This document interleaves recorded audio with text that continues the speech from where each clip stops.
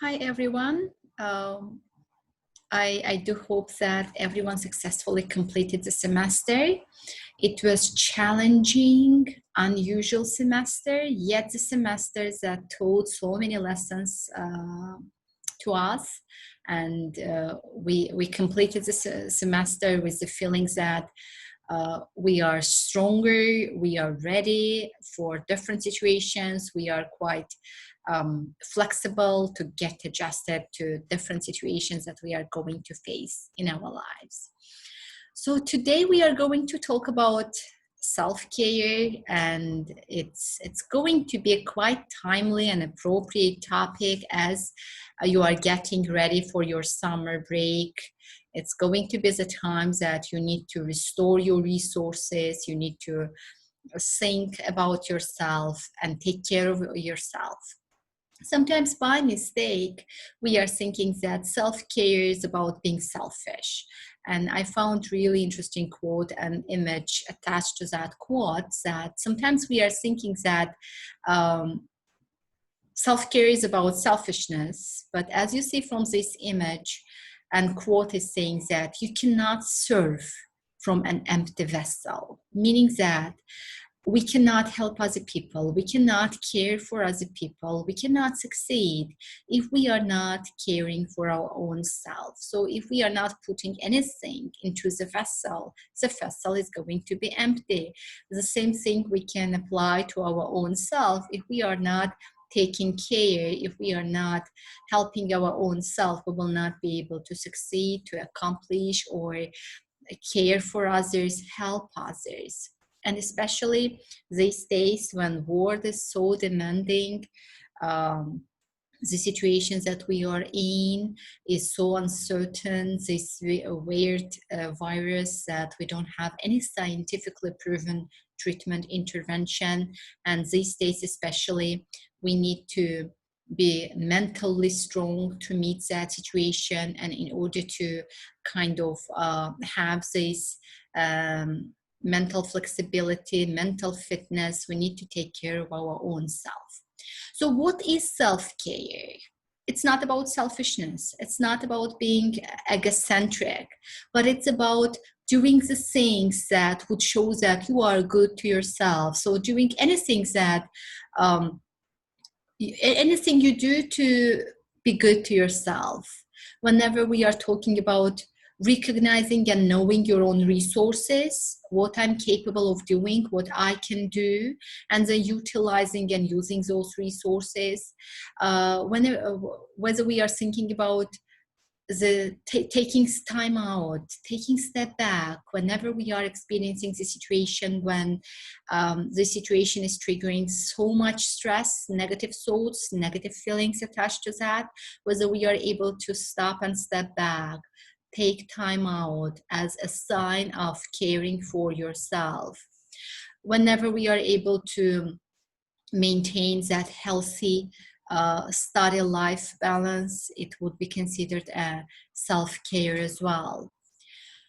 Why self-care is important? So many benefits, psychologically proven, scientifically proven benefits that we are having from self-care, from healthy self-care that is going to be in place.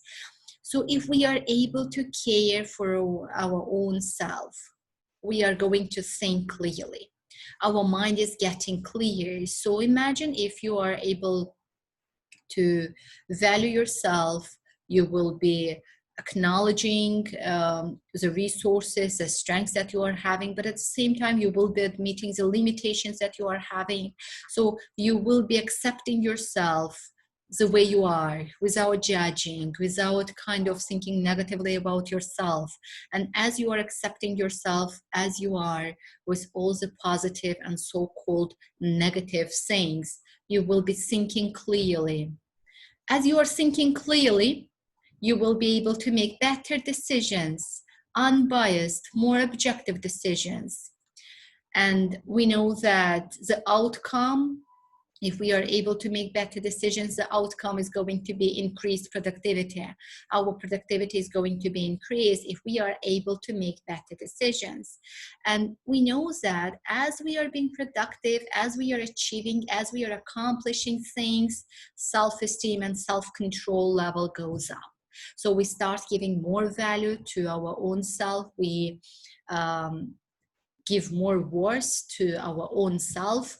And as you see, it's shown in a form of cycle. So self-care starts first and we are getting benefits. And then as we are getting those benefits, we start caring more for our own self.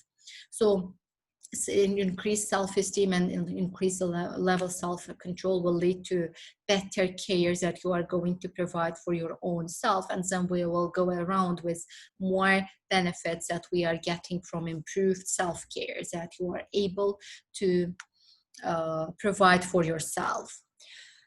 So self-care can take different forms, different things that you can do as a sign of caring attitude for yourself.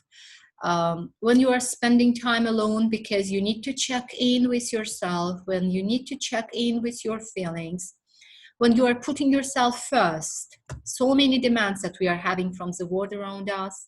And sometimes it's really important to put all those demands aside and prioritize yourself. Asking for what you need would be another thing that you would do for yourself. Setting boundaries, staying at home during that COVID-19, being able to say no, forgiving yourself, kind of normalizing the failure and normalizing the mistake, because we are not ideal, we are not universal, and it's okay for us to make mistakes. Taking a step back whenever you are noticing that the situation is difficult and you cannot bear that situation. You need to be able to realize that stepping back is going to be the right strategy so that you can look at the situation from outside. You can have a more clear view of the situation. Asking for help would be another thing that you would do for yourself. Of course, all those things are quite subjective. It may work for some of you, may not work for other people. And you need to create your own self-care routine. You need to think, no one knows you better than you do. So you need to think, what are the things that are making you feel good? And coming from those things, coming from your own needs, you need to create your own self-care routine. Again, self-care is the things that we are doing to acknowledge our own needs. We do realize that we cannot ignore our own needs. We need to acknowledge our own needs and try to satisfy those needs that we are having. It's really crucial. And I want to make a parallel between adult and the little child. So when we are really at early ages of the development, we have caretakers, okay, parents with whom we are building bonds, emotional bonds are there, and those people are caring for kids. And we do know from scientific studies that if little child is not having that caring adult, a caretaker, so it's going to negatively impact the development, emotional, cognitive development of the child. As we are getting older, so the source of that care needs to be replaced, the source needs to be internalized. So if we are kids, if we are at early ages, then we need someone from outside to take care of our own self in order to foster our development. But as we are getting older, we need to realize that this source of care needs to be replaced, needs to be internalized, and we need to provide that care for our own self in order to foster the future development, healthy state of the mind, healthy state of the body. So the source of the care needs to be internalized, and you need to take care of yourself. Other self-care ideas that I want to share with you, some ideas for you whenever you are scheduling your own self-care routine. Please think about these items that you can include there. Eating would be there. So think about the healthy foods that would maintain your physical health. and things that are making you happy include into the routine. Exercising is there. Think about exercising. It doesn't have to be like the visit to the gym. It can be something that you are doing as a morning routine, evening routine, uh, even without going to the gym, because exercising is very important. And so many studies in psychology are proving that exercising is just supporting and helping your to maintain healthy physical state, but at the same time it does help you to maintain the healthy mental state as well. Nature, being in touch with nature, trying to be on nature as much as possible. It's also having a really positive effect on our health, emotional and physical health. So think about that. Feelings. Think about your feelings, because we do understand that we cannot suppress the feelings. And if we are caring for our own self, we need to be able to realize that we need to express our feelings, because if we are swallowing those feelings, it's not going to do good things to us. These feelings that we are suppressing will come out one day in a more severe way. But in order not to have that situation, we need to be able to process those feelings. If you feel like crying, feel free to cry. Acknowledge that feeling and allow yourself to feel in the way you want to feel.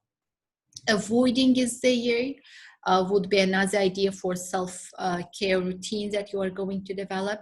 Think about the situations in different people, different external factors that are triggering stress and anxiety in you.